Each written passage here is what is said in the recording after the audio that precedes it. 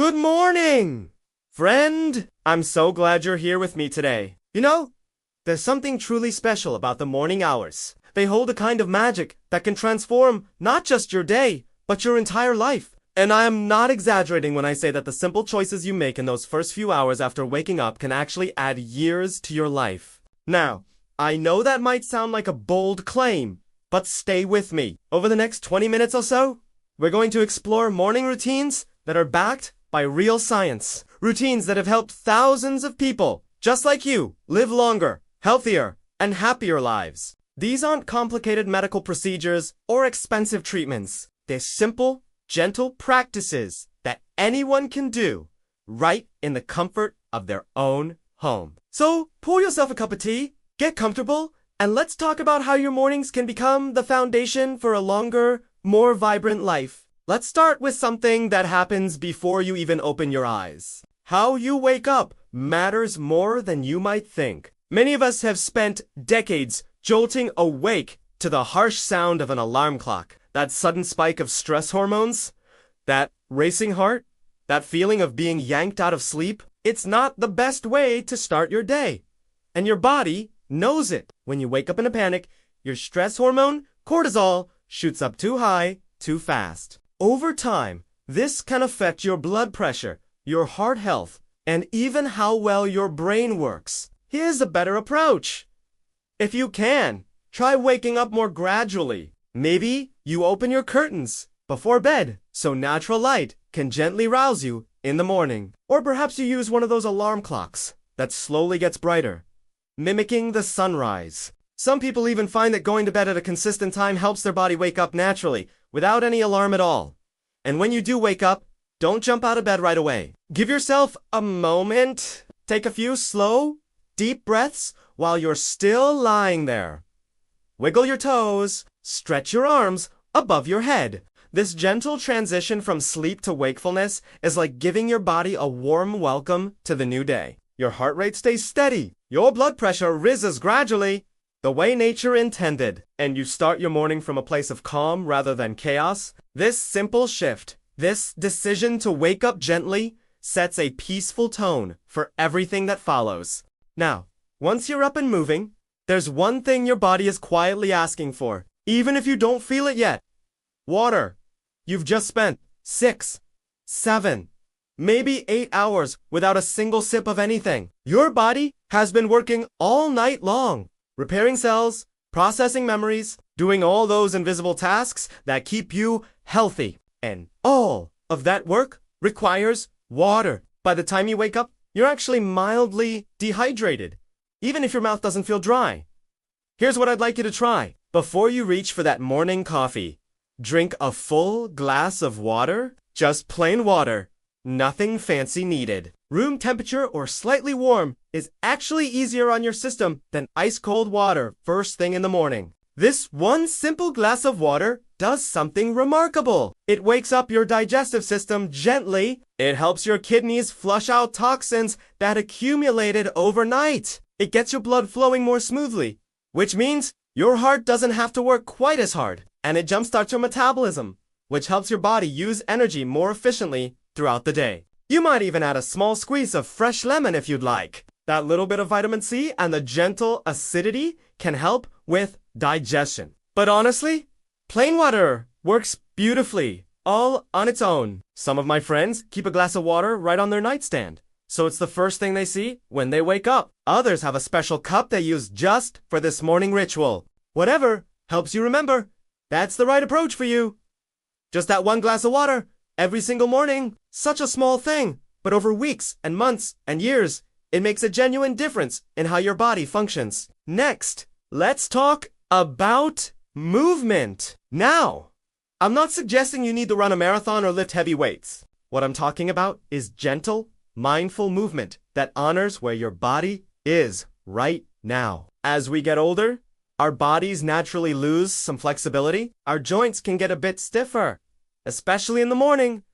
But here's the beautiful thing. If you move regularly, even just a little bit each day, you can slow down that stiffness considerably. You can maintain your independence and your ability to do the things you love for many more years. Think about starting with some simple stretches. Maybe you reach your arms up toward the ceiling, feeling that gentle pull through your sides. Perhaps you roll your shoulders backward a few times, releasing any tension you carried through the night. You might do some gentle neck rolls, slowly and carefully, letting your head tilt from side to side. If you're comfortable getting down on the floor, even better. Some gentle yoga poses work wonders. Cat and cow stretches, where you arch and round your back on your hands and knees, can ease back stiffness beautifully. Child's pose, where you sit back on your heels and reach your arms forward, gives your whole spine a lovely stretch. But if getting down on the floor isn't comfortable for you right now, that's perfectly fine. You can do stretches while sitting in a chair or standing with one hand on the counter for balance. The key is to move in ways that feel good to your body, not to push yourself into discomfort. After stretching, maybe you take a short walk. It doesn't have to be long. Even 10 or 15 minutes around your neighborhood, breathing in the fresh morning air, does wonders for your circulation. Walking helps keep your heart strong, your bones dense, and your mind clear. It's like a gentle wake-up call for every system in your body. And here's something really important. When you move in the morning, you're not just helping your body. You're also setting a positive pattern for the rest of your day. Studies show that people who move their bodies in the morning tend to be more active throughout the entire day. It's as if that morning movement reminds your body what it's capable of. So whether it's stretching, walking, gentle yoga, or even dancing to your favorite song in your kitchen, find some way to move your body each morning. Your future self will thank you for it. Now that you've hydrated and moved your body, it's time to think about breakfast. And I know there's a lot of confusing advice out there about what you should and shouldn't eat. But let me share some simple, proven principles that work for most people. Your body has been fasting all night, and now it needs fuel.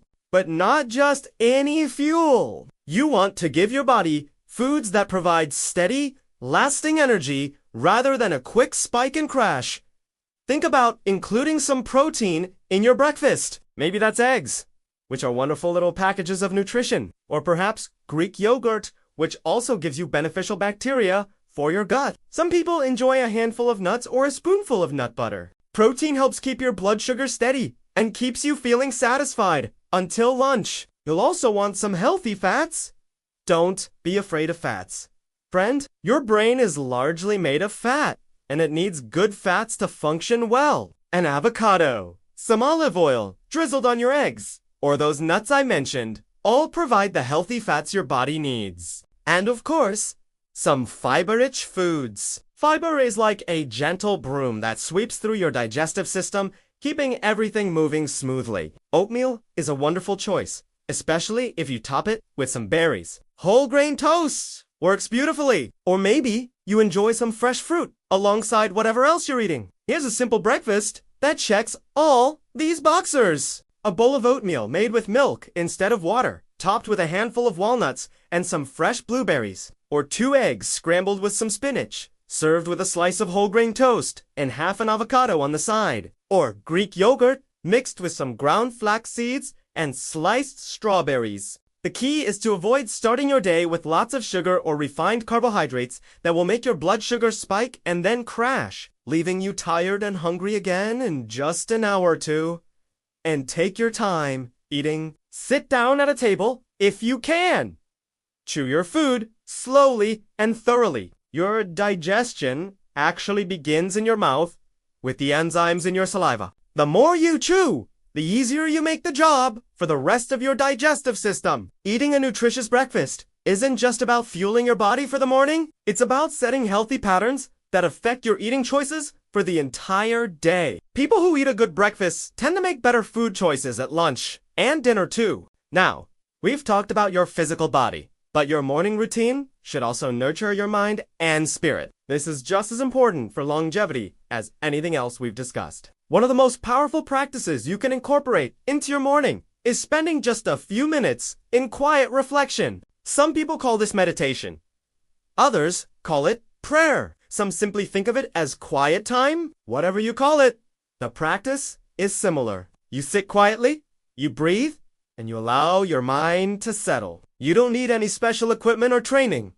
Find a comfortable chair. Close your eyes, if that feels right, or simply gaze softly at a spot on the floor. Notice your breathing. Don't try to change it. Just notice it.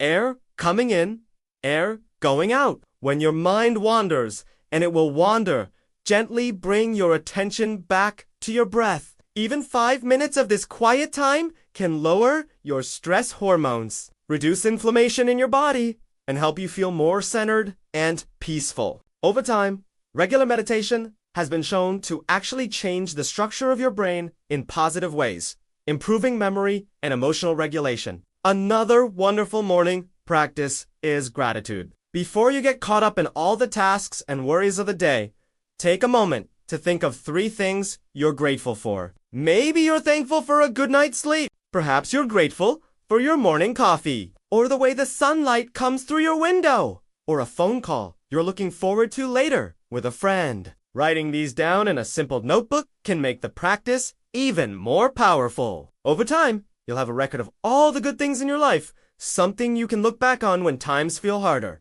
This practice of gratitude isn't just feel-good fluff. Research shows that people who regularly practice gratitude have stronger immune systems, lower blood pressure, and even sleep better at night. Gratitude literally changes your brain chemistry, increasing the production of dopamine and serotonin, those natural chemicals that make you feel good. You might also spend a few minutes reading something uplifting or inspirational. Maybe it's a passage from a favorite book, a daily devotional, if you're religious, or even a few pages of poetry. Feed your mind something nourishing, something that lifts your spirit and reminds you of what's good and true in the world. These practices of meditation, gratitude, and inspirational reading create a buffer of calm and positivity that protects you from the stress and challenges that might come later in the day. You're building emotional resilience, one quiet morning at a time. Here's something that might surprise you. One of the most important factors in living a long,